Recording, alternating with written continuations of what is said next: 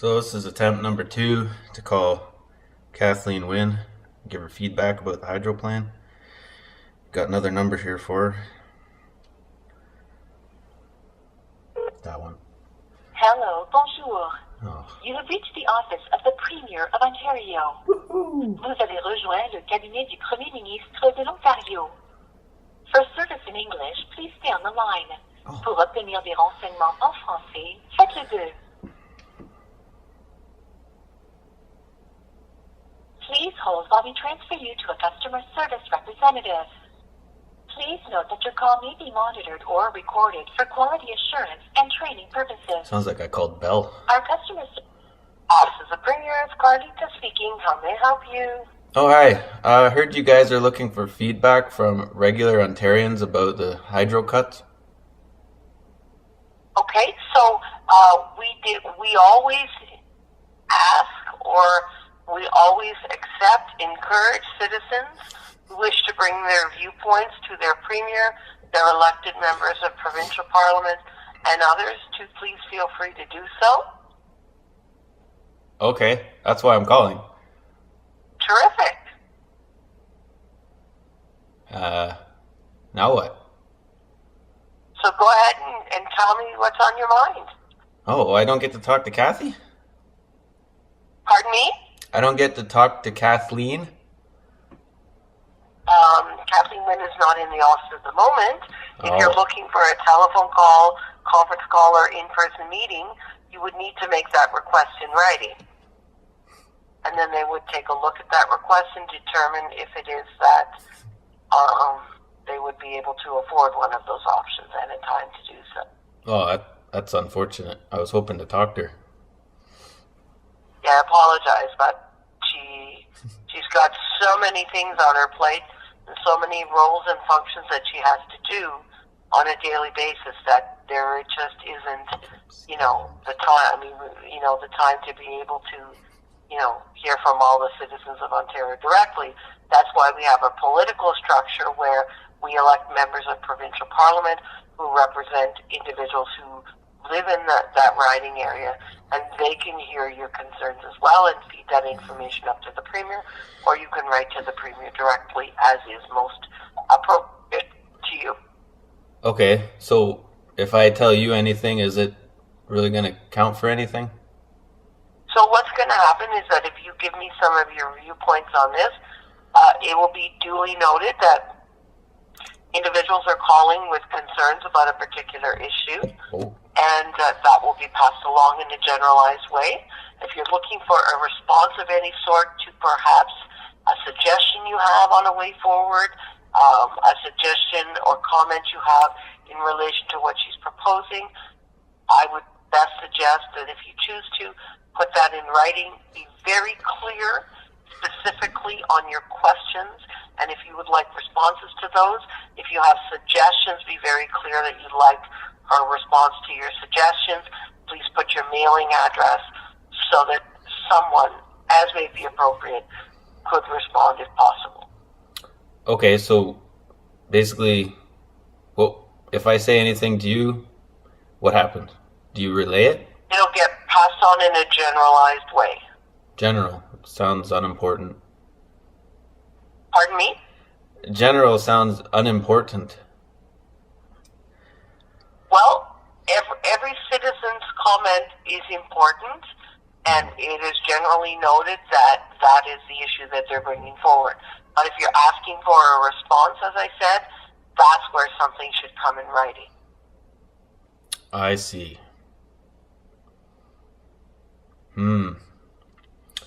So I guess I'll tell you what I'm thinking.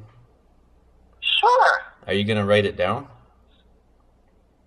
I'm going to take a brief synopsis of what the generalized issue is. So, for example, if someone was to call me up, and I'm not saying that they would, and they were to tell me that, you know what, every single government in this province that has done something with hydro, they've either not refurbished a hydro plant in trying to save money and left it for the next government to do, and then that next government is does it, and then the next government after that is saddled with the debt.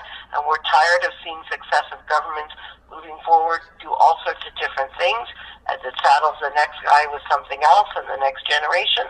Then I would indicate in my note that we've had someone call that they don't want to see generations of successive governments going forward be saddled with the debts of previous governments. And that's how the comment would go forward. Okay. So, have you had people saying that? Like, that was pretty detailed. No, I'm just giving you an example of something that somebody might think of saying. Oh, I see. I can't attribute that to any single person or individual. Okay. Well, yeah, I guess I don't want the debt to be passed on to generations, like my kids. Sorry, I apologize. I am hearing you, but not as clearly as I would like to. If you wouldn't mind just to speak up slightly, that would be very helpful. Sure, I'll try. That's perfect. Wonderful.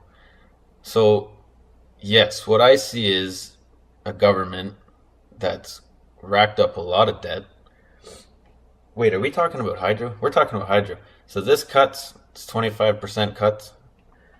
This is just postponing the agony of these payments to future generations of governments and taxpayers.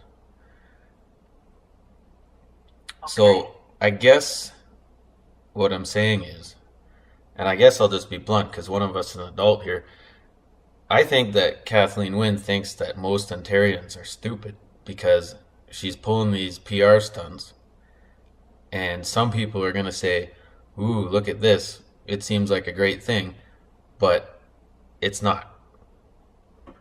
She's caused hydro prices to go way up, and now she's saying she's going to cut them a little bit, but this is just still a mess. So if someone was to say something like that, what would happen? So I'm going to pass along the comment in that way that you said that she's caused the hydro prices to go up, and now she's just cutting it a little bit, and you don't think that's the right thing to do. Well, you kind of twisted my words a little bit. Cutting it would be great, but she's trying to make it look like she's the hero, but she's not. It's like if you started a house on fire and then you just put it out a little bit, you kind of look good, but really you didn't because you set the house on fire in the first place? You know what I mean? Right, but it's successive governments that set houses on fire. Oh, really? It's not only just one government. Right, yeah, sure. Okay. If you look back historically, we've been paying off for many, many, many, many years hydro debts that have been there from successive governments back to Bill Davis's day. Really? Mm-hmm. So hydro rates just suddenly skyrocketed in the last couple of years because of that? Like, so just suddenly interest payments? No, you have to look at, like I'm not sure if you, I'm not sure if you're aware of what's happened with the various governments of every political stripe. Some put money into hydro infrastructure, some put money into putting new transmission lines in where other governments failed to do that in the interest of saving money. Some governments created nuclear plants and it was expensive to build them. Some chose to refurbish them. Others chose not to.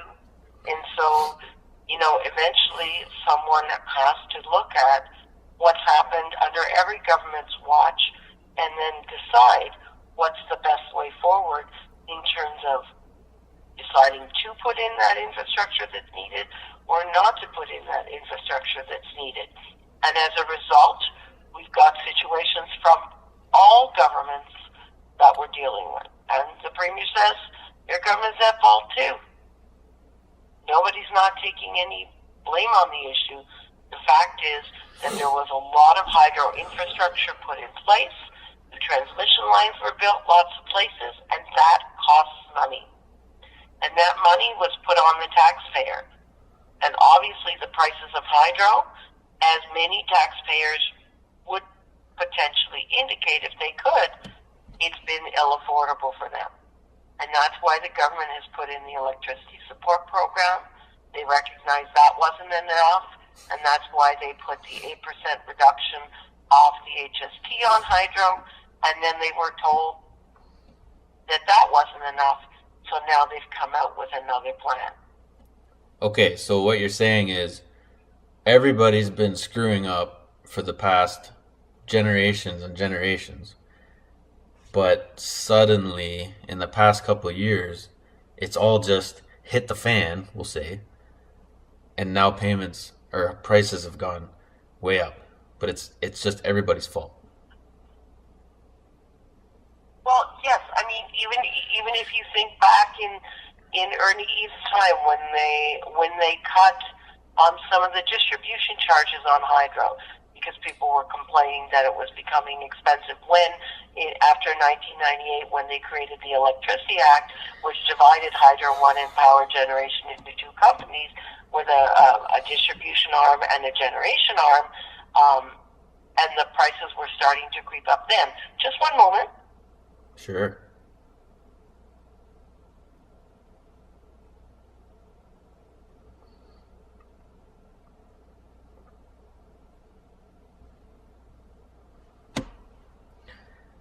I'm gonna have to cut this short. I gotta get back to work. So that changed. Then you had a government that decided, you know what, we're not going to do refurbishments. We're not going to put new transmissions lines out there. We're not going to shore up the grid system. And then you saw we had the brownout, right? And then you've got the current government that Ontario Power Generation said put a power plant in a certain neighborhood. The municipality approved that power plant to be built when really it shouldn't have, because it didn't look at the infrastructure on the other side of the municipal border that was there that would prevent it from being located there. And then you had contracts that you had to pay charges for canceling it. So the gas plant scandal. Yeah, I heard about that. Pardon me? The gas plant scandal, right? I heard about that. Yeah, so every government has had a hand in it, and now we're in the situation that we are. Okay, but you gotta admit, you guys did pretty good with that one. Like, I think you set the record for the biggest. My role here, just so you know, is I'm not a political servant. I'm a civil servant supporting the Premier's office. So as to who did more or who did less, that's not for me to ferret out. That's just for me to say what the facts are, and this is where we're at, and this is the program that this government has determined to put forward. If you have concerns about that program, and I hear that you do, I'm certainly going to be passing along what you have said. And if you want to make any suggestions or ask any questions, that I would encourage to put in writing and be clear about a response, and make sure that you have a mailing address, because that response must have to come by mail. Okay, so you're going to pass along what I said, and so Yes. Basically what we've established is it's not your fault. So, okay, good. I guess I do have one. I have one suggestion. Please.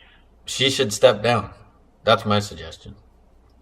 Well, I'll thank you for that suggestion. She has so far indicated that she intends to be running as the leader of the Liberal Party of Ontario I in know, the right? election in June 2018. It is unfortunate. However, that's information helpful. She has not made a decision for what you suggested. But I shall certainly pass that along as a suggestion too. Okay, maybe one more person suggesting it might just help her decide. You never know. Yeah. At this point, though, she has been very, very, very, very clear. She already has on the political party side of things, they're already working on election readiness. So she hasn't backed down from that. Yeah. Okay. Just so you know, but suggesting it, absolutely fine, and I shall pass that along as well. Okay. Well, Thank you for your time. Thank you for your Any time. other issues of importance do come up, please don't hesitate. Give us a call. Your views, regardless of what they are important. Okay. Thank you. I hope I didn't talk for too long, because I hope you didn't have to write too many notes or anything like that. You haven't talked for too long, sir. You've talked as a person who's concerned, as a person who chooses to come forward, and for that I thank you, because often I'll stand in the coffee line at the local Timmy's, And you might hear people sitting and talking about it, but you never hear those people calling here. So thank you.